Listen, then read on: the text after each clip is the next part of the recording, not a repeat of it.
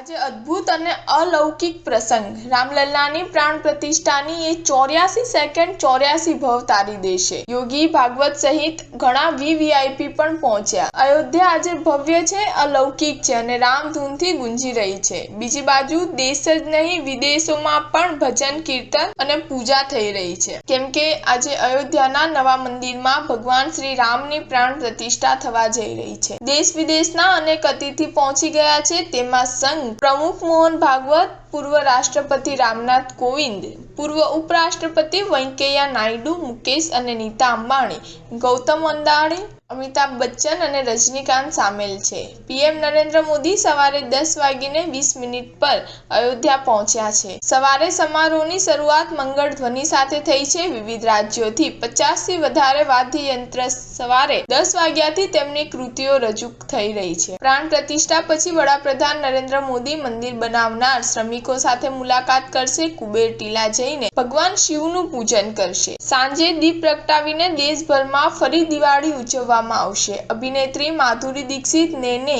વિકી કૌશલ, કેટરીના કૈફ, આયુષ્માન ખુરાના, રણબીર કપૂર, આલિયા ભટ્ટ અને ફિલ્મ નિર્માતા રાજકુમાર હિરાની, મહાવીર જૈન અને રોહિત શેટ્ટી અયોધ્યા એરપોર્ટ પર જોવા મળ્યા હતા। સ્ટાર ન્યૂઝ 7 હંમેશા સચ્ચાઈની સાથે।